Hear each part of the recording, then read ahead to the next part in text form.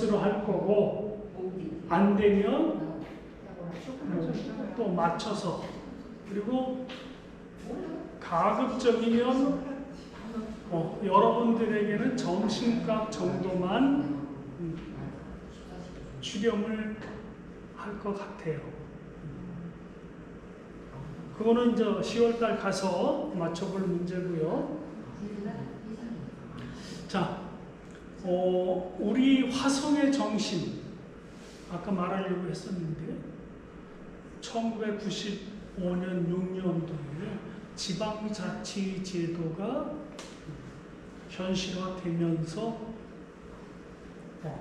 화성의 특산물, 화성의 명소, 이것을 대외적으로 알리려고 작업을 해요. 그래서 화성 8경도 제정을 하고 화성 8미도 적극적으로 홍보를 합니다. 그러면서 화성의 정신을 표방을 했어요. 어느 지자체 시장, 군수적 때는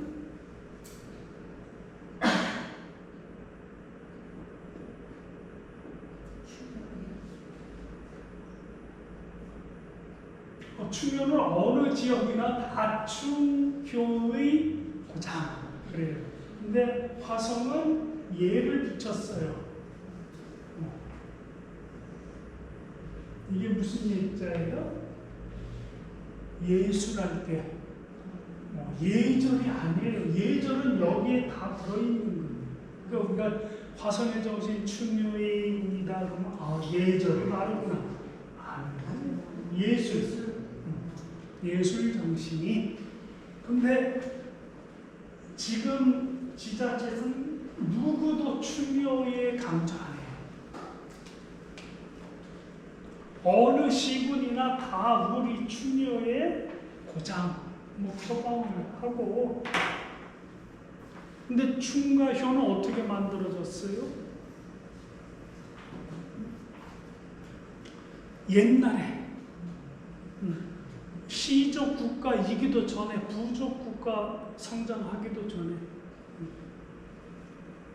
그 집안 일속들이 일사불란하게 움직이기 위해서 어떤 서열이 정해져야 되고 절대 권력이 모아져야 되잖아요. 식량도 부족한데 누가 각자 내 아버지건 할아버지건 모시려고 했겠어요? 식량이 없으면 굶어 죽죠? 힘이 약한 사람들은. 그러니까 효라는 제도를 만들어서 식량도 단속을 해야 되고 서로 배고픔도 나눠야 되고 또 외적이 쳐들어오면 다 함께 모여서 그 일사불란하게 명령권자의 명령에 따라서 적을 퇴치를 해야 되잖아요. 그래서 효가 만들어지는 거예요. 효의 정신이. 그런데 집단이 커져서 부족, 시족, 왕이 만들어지잖아요. 인문이 발달하면서. 왕이 더욱 강한 나를 따르게 하려면 어떻게 해야 돼요? 충의 정신을 만들어야 되잖아요. 그렇게 해서 충효가 인간의 근본 정신으로 만들어지는 거예요. 그런데 이 충효를 다지기 위해서 평상시에는 그렇게 심각하지 않아요. 전란 외적이 쳐들어온다든지 적군이 유린할 때 저 정신이 돈독해야 돼요. 그래서 옛말에 충신을 구하려거든 효자 가문에서 구하라 라고 했어요. 충성을 다해서 부모의 이름을 드높이는 것이 바로 효이니라. 이순신 장군 같은 경우도 마찬가지. 그래서 우리 조선시대 때에도 나라의 중대한 직무를 갖고 있어도 어머님이 돌아가셨습니다. 연로하십니다. 사직하겠습니다. 그러면 몇 번 말로는 하지만 굳이 죄인으로 취급 안 했어요. 네가 나를 두고 왜? 충과 효는 하나다라는 개념이기 때문에 효를 다하는 것도 나라에 충성하는 거다. 그런 개념이었던 거죠. 근데 요즘은 그런 단체 정신보다는 개인 정신에, 그러니까 국회에서 청문회 하는데도 밥 먹듯이 거짓말들 하고 백성을 생각하는 게 아니라 자신의 군주만을 생각하는 그런 거 보면서 안타까움이 들었어요. 그런데 화성의 정신을 저는 좀 보다 현실적인 면에서는 화성은 저항 정신이에요. 반골 정신. 그릇된 체제 명령이나 권력에는 따르지 않는 그것이 곧 반골 정신이거든요. 대대로 외적이 침범해오면 누가 시키지 않아도 스스로 무기를 들고 적을 맞아 싸우는 적응성이 형성되어 있는 거예요. 왜? 적을 가장 먼저 접하는 지역이다 보니까. 그래서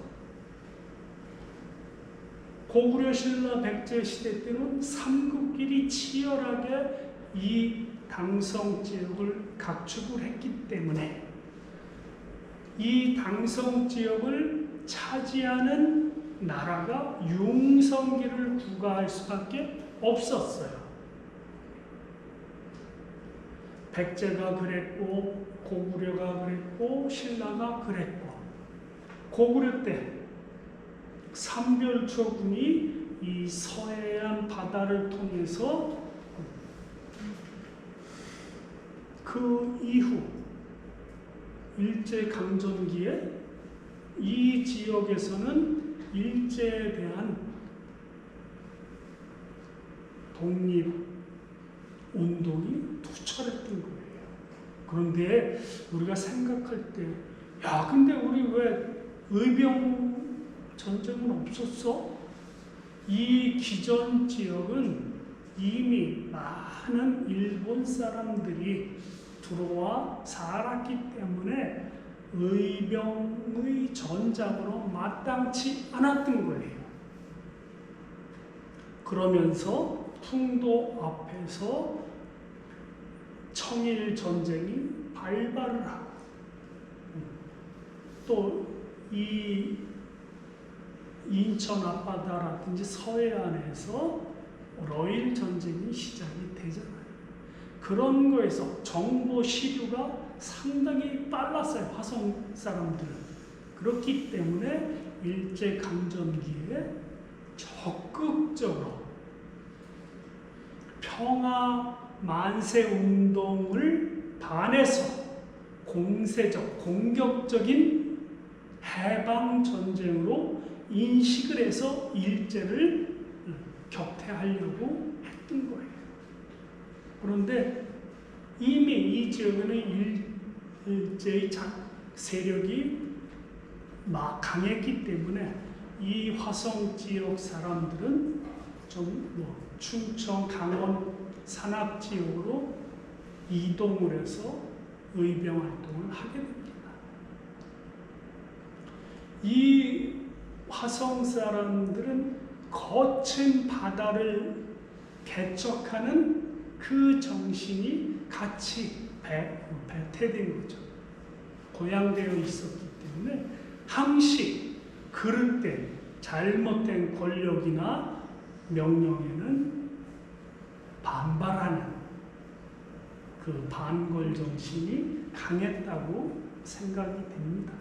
그래서 오늘은 문사들을 통해서 그 반골 정신을 좀 살펴보려고 합니다. 남양홍씨예요. 홍유손, 화성의 진정한 반골인, 이렇게 하고 있는데 홍유선은 아시는 분 손 들어보세요. 나 홍유선 들어봤어. 책에서 오늘 읽고 왔어요. 자, 근데 천재예요. 남양 향리 아버지 홍순치는 남양 관아의 불이었어요.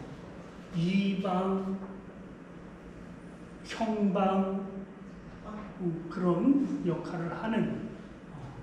야, 99세까지.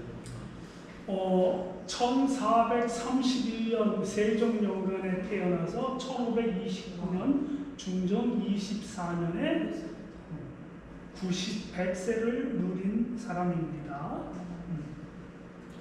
그래서 아버지가 불이었기 때문에 이 홍유선도 그 물려받아서 하는 거예요. 지방 양반이라고 할 수 있겠죠. 그런데 5살에 공부를 너무너무 영특했어요. 본가는 남양이고 자아는 여경이거나 혹은 소총이다 또는 광진자, 미치광이, 참진 이런 이름 쓰기 힘들잖아요. 거기 그 이방 뭐 이렇게 하면은 양반은 아니잖아요. 중인이잖아요. 중인이니까 이방 형방 아전으로 했었잖아요. 신부는 양반인데 향리 시골 벼슬아치. 근데 제가 알기로는 아전들은 양반이 아니라 중인들이니까 그래서 뭐 어떤 규모는 중인이지만 근본은 양반이기 때문에 과거를 다 볼 수 있는 그런 과거는 신부들. 일반 백성들도 볼 수 있었네요. 그렇다는 말 양인까지는 볼 수 있었는데 네. 잘 픽업을 안 해주죠. 그리고 전라도 사람은 조금 이 경기도 뭐 충청도 영남 사람들은 우대, 저 한경도 사람들은 하대. 그 비율이 좀 달라요. 그런데 5살에 우리가 사서 삼경을 시작을 했어요. 아버지 홍순치는 남양골 관아 아전 출신으로 가세가 가난하였다. 유소는 총명하고 5살에 경과 살을 섭렵하고 10살에 경전을 통독하니 주위로부터 칭송이 자자하였다. 성인이 되어 품성이 반듯하고 방단하니 여러모로 통달하니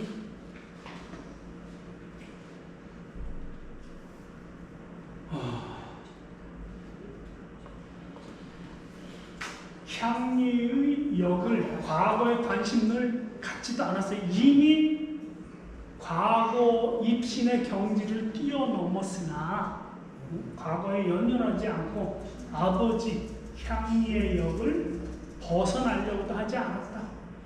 1481년 성정 12년 그의 나이 50에 남양부사 채수가 홍유선의 문장이 능함을 보고 이 역을 부역과 세금을 면제해 주었다. 그런데 이때에는 남자 60세까지 이 역을 부과를 했어요. 그런데 남양 부사 채수. 근데 제가 채수가 남양 부사를 했어? 아버지가 남양 부사를 한 건 기록에 나와요. 근데 남양 부사 채수를 넣고 검색을 해도 안 나와요. 요거는 역자의 오류인 것 같기도 해요. 그런데 채수는 역시 좀 개성이 강한 인물이었던 것 같아요. 조정에서도 똑똑한데 여러 사람들에게 이렇게 호감을 받는 인물은 아니었어요. 그래서 문경 이쪽에 가면 이 채씨 집안의 무덤도 있고 거기에 고을 부사도 했다는 기록이 있는데 조금 더 뒤져봐야 될 거는 같아요.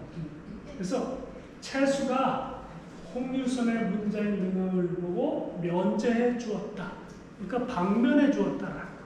너는 새로운 세상에 나가서 살아라. 근데 이 50세 때는 세조 반정 이후예요.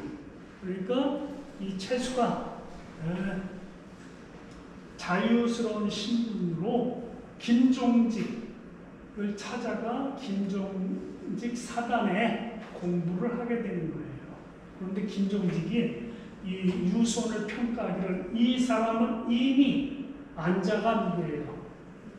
향교에 모셔진 인물, 안자가 제긴 말을 알고 있으니 학자들은 모두 본받을 것이다. 이미 그 경지에 오른 사람이라는 거예요.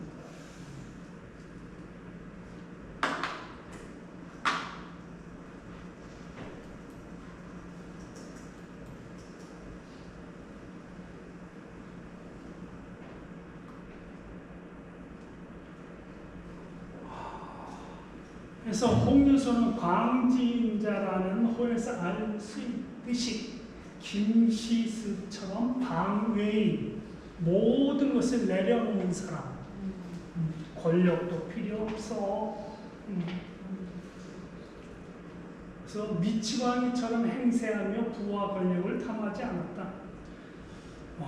그러니까 머리에 누런 두건 황건을 두르고 살인파의 일원으로 살게 되죠. 1498년 연산군 4년 무오사화 때 훈구파들이 이 살인파들이 일어나니까 모함을 하는 거예요. 살인파를. 신진사를 숙청할 때 김종직의 일파들이 연루돼요. 김종직은 어떻게 죽었어요? 무관참시. 누구한테? 세조 때 이미 단종을 뽑히라는 명을 문정으로 뽑았잖아요. 네. 그러다가 세조 반정에 가는 인물이에요. 그 김종직의 일파들이 연루돼 유배갈 때 연산군 때 제주도에 11년간 유배되었어요. 누가? 홍유손도 이 신진 일파들하고 같이. 근데 홍유손이 벼슬을 했어요. 뭐 과거를 봤어요. 일반인이에요. 다만 그들하고 함께 어울렸다라는. 그래서 11년간 유배되었다가 위리안치 제주도에만 1506년 중종 반정 때 풀려났어요. 그래서 홍유손이 풀려난 뒤에 네가 실력이 있으면 얼마나 실력 있어. 비꼬았겠죠. 많은 사람들이. 또 일부에서는 너 실력을 좀 보여줘. 그래서 저놈들 비아냥되는 거 좀 일시에 면박도 좀 주고 했겠죠. 중종 5년에 풀려나서 진사시에 장원 합격하였다. 근데 진사시 한자 천자만 알면 운영을 할 수 있었다라고 하는데 정말 그랬을까요?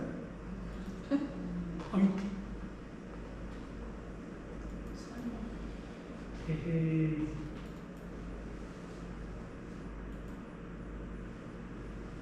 어디로 갔어?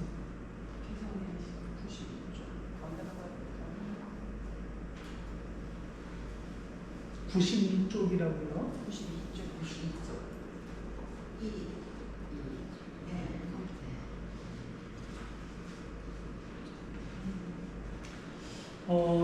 1510년 진사시에 합격을 했는데 대과를 이제 봐야 될 거 아니에요. 진사시에 장원을 했으니까. 근데 이 나이에 내가 벼슬을 할 것도 아니고 이만큼 보여줬으면 됐지. 욕심 부리지 않았다는 거죠. 그래서 이미 76세가 되었고 벼슬에 뜻이 없으니 또 주변에서는 그래도 우리가 진사 홍진사님 이렇게 이제 존칭을 했겠죠. 우리 딸이 있으니 처녀 장가를 들어요. 76세.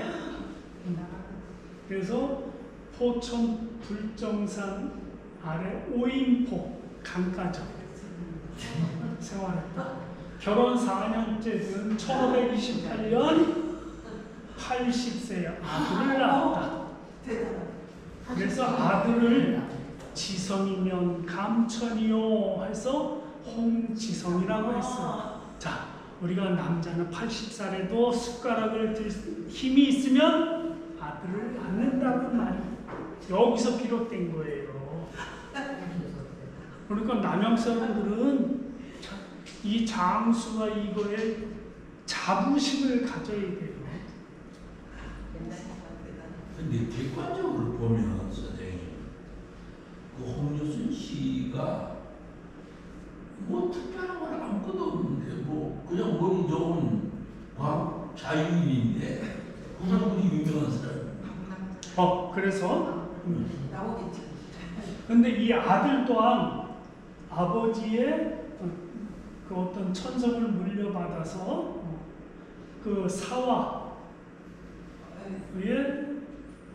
고충을 받았던 그러한 영향으로 별로 이 큰 욕심을 부리지 않고 그래서 임진왜란때 큰 공을 세우기도 했다고 해요.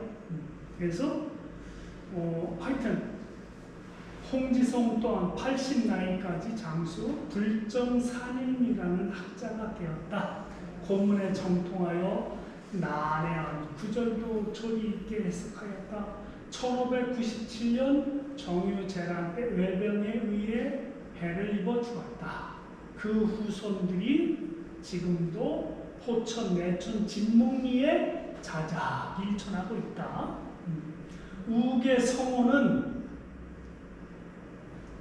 무감잡기에 소총은 그 후 명산을 두루 유람했는데 간 곳을 알 수 없으니 기이하다. 99세에 입적한 신선이 되었다. 홍유선을 얘기하는 거예요.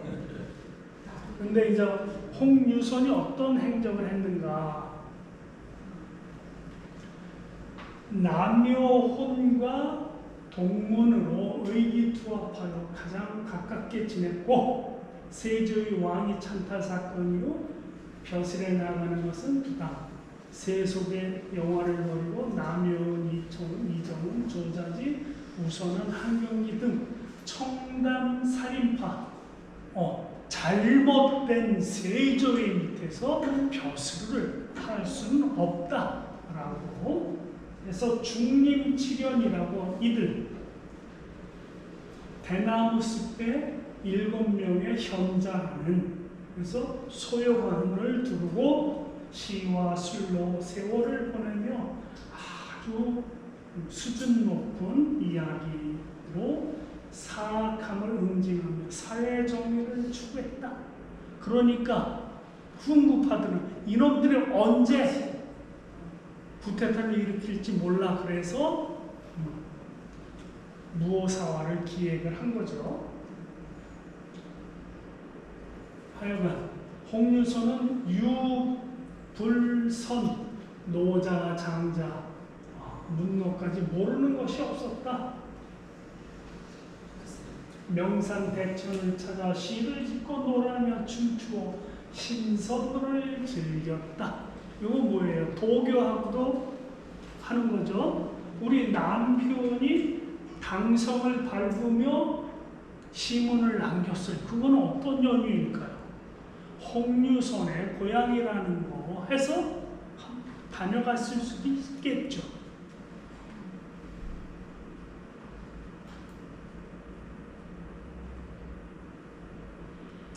서울 장안에 홍유선이 들어오면 귀족들보다는 서민들과 어울려 지냈는데 홍유선이 서울에 들어왔다 하면 의외로 귀인 학자들이 홍유선을 만나고자 서민촌을 찾아들었으며 때때로 홍유선이 강론을 펴면 많은 사람들이 모여들었으니 집권층의 권위를 물랑케 하는 그런 세력이었다. 배처 대상이죠. 세조의 왕위 찬탈의 중심 세력 김종 반대 세력, 문화에서 김갱필, 정여창, 조의, 남효 등 석학들이 배출됐는데 이들 신진사류들이 조정에 진출하기 시작하면서 파들은 위기를 느끼는 거죠. 그래서 유자강과 이국동머리가 김종직의 제자 살인일파를 제거하고자 김종직이 세조 왕위 찬탈을 풍자하여 지은 조의 제문을 그의 제자 김일성 일당이 실록에 기록하였다고 조의 제문을 그 이조 왕조실록에 기록하였다고 연산군에게 고함으로 살인파 신진사류를 축출하는 모함이 시작되는 겁니다.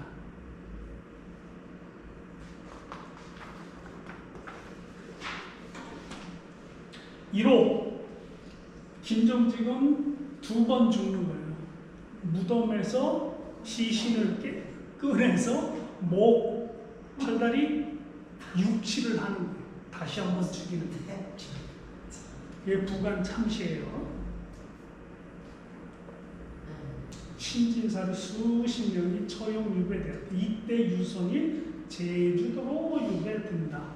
그래서 중종 관정 때 복권이 되었고 중종이 홍유선의 문장이 특출하다는 말을 듣고 별전으로 불러 시와 부를, 시는 시, 부는 숲이 글을 길게 쓰는 거 짓게 하였는데 그 문장이 절묘하여 감탄을 금치 못하였다. 세조가 정권 잡은 후 김신라면 어울린 세상을 비관하고 냉소를 일관하면서 99세의 천수를 누린 역사적인 인물이다. 이렇게 된 겁니다. 홍유선의 학문과 저술, 스스로 가난하게 살기를 원했으니까 어떤 문집을 남기지 않았다는 거죠. 그래서 시문집 소총유고가 있다. 1810년 유송의 8세선 홍슬조가 편집 간행한 활자본이다. 권책머리에 이경일의 서문과 권책 뒤에 술조의 발문이 있다. 문에는 부설 25편과 시 50수가 이 후손들이 남겼다가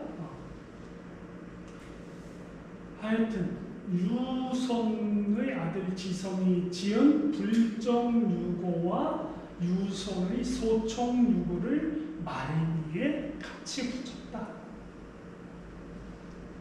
남여온 글을 평해 문은 7원, 장자와 같고 시는 삼국 송나라의 환경전을 섭렵했다. 뛰어넘었다. 홍유선이 한때 원각사에 생활하며 글을 읽었는데 김수원, 서거정 등이 조정에서 태청해서는 저를 구경한다고 하면서 홍유선과의 교류를 하는 거죠. 그래서 홍유선을 불러 운을 부르며 공이 메아리처럼 응하였다. 그 시 중 절구에 이르길 청산 녹수는 우리 집의 지경인데 청풍명월은 누가 주장하나라 하였는데 그때 김시습이상 웃자리에 있다가 20일 듣고 오랫동안 눈물을 지으며 서거정을 지목해 말하니 서거정 그대는 이렇게 지을 수 있겠는가. 김시습이 서거정에게 홍유선의 시처럼 이렇게 지을 수 있겠는가 하니 유선의 이름이 세상에 널리 퍼지게 되어 지체 높은 명문 공신들이 모두 사귀기를 원하고 젊은 선비들은 유선의 풍제를 거치려고 했다. 한번 대화를 시문을 주고받게. 한 번은 김시습과 더불어 금강산을 유람하였는데 추강이 장차 금강산을 유람하려 한다는 말을 듣고 먼저 가서 높은 나무에 올라가 절벽을 타고 시를 지으며 당군이 즉위한 무진년 기원 2300보다 앞서 태어나서 기원 국호를 마한이라 한 걸 보았네. 영랑과 수구를 유람하는데 우연히 춘주 마시고 인간 세상 머무네. 하여튼 뭐 해석은 해석대로 그렇게 시를 쓰고는 그 절벽의 나무를 베어버렸대요. 뭐 그 당시는 나무 베는 게 뭐 뿌리를 뽑아 없애버리니 그 다음에 그 시를 보면서 보기만 하고는 올라갈 수 없어. 매우 이상해. 처음 이렇게 높이서 내려다보고 뭐 시를 지어서 어쩌고 하늘을 아는 신선의 시로구나 이렇게 해서 여겼다라고. 근데 이 소청 선생은 당시 우리나라는 연호를 명나라 연호를 썼어요. 중국의 연호를. 근데 이 소청 선생 유소는 연호를 민족 연호 단기를 사용했대요. 얼마나 주체성이 강한 인물이겠어요. 자주정신. 아이고 뭐 요거는 이제 홍유선의 몇 안 되는 작품입니다. 책에도 있죠.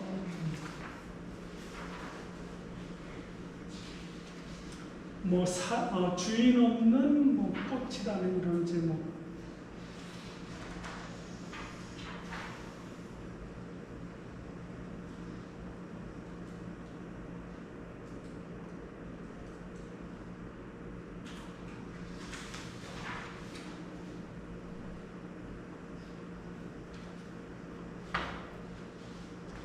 자, 홍유선의 묘소입니다.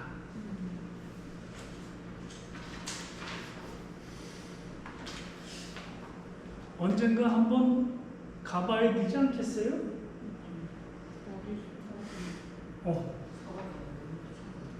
이옥은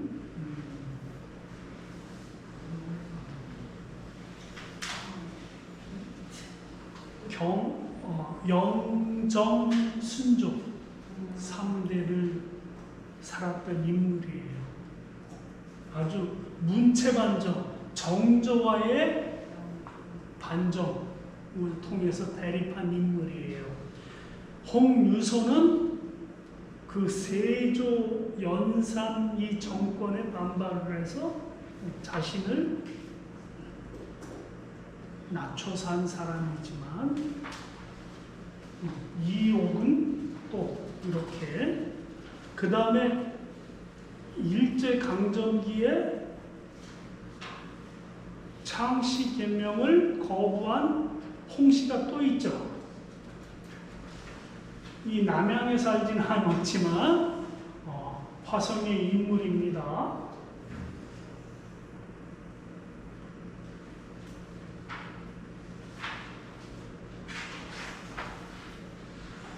정조가 네, 이옥은 정조하고 맞짱을 뜬 인물이고요. 일제강점기에 노작 선생이 있어요. 노작, 홍사용. 그리고 그가 조금 이후 시기에는 화성의 양감의 박승극이라는 인물이 있어요. 일본에 유학을 갔다가 일본에서 공산주의를 포용을 했다, 안 했다, 공부를 했다 해서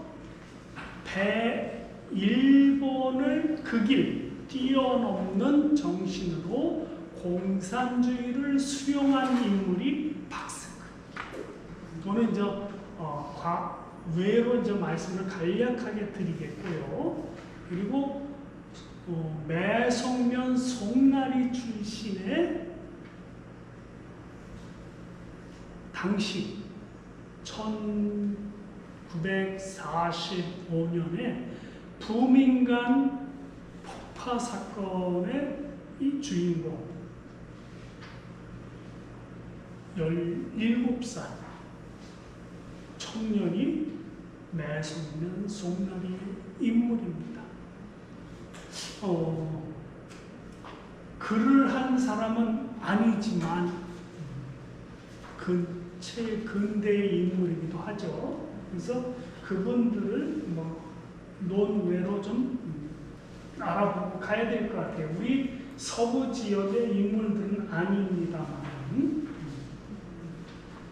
이렇게 해서 이제 부지런히 이 책을 훑어갈 거고 좀 책에 안 나오는 화성의 인물들이라든지 좀 알았으면 하는 인물들에 대해서 좀 논하고 갈게요. 우리 선생님들 너무 장하십니다. 이렇게 재미없는 강의를 그냥 꼬박꼬박 들으시고 그래서 이제 당성인 같은 거는 목은 선생이 이 당성책을 밟아서 남기신 글 중에 한 대목이고요. 이런 거는 이제 계고요란이라고 해서 송후. 근데 이 뒤후자하고 중거유자하고 비슷하죠. 기록에는 송후라고 돼 있는데 송준이라고 하는 분도 있어요. 그래서 남긴 글인데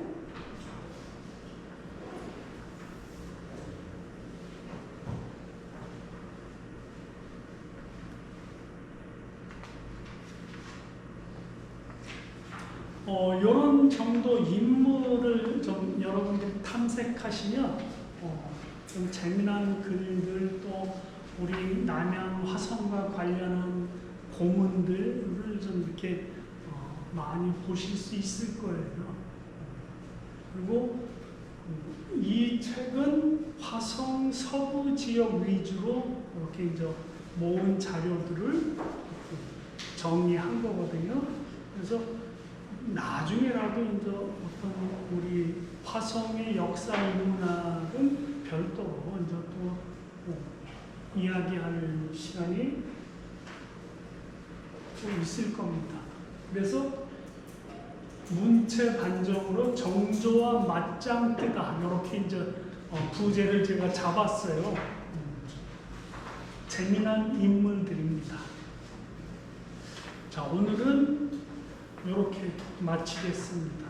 혹시 질문이나 의문사항이 있어요? 강의가 너무 엉터리라서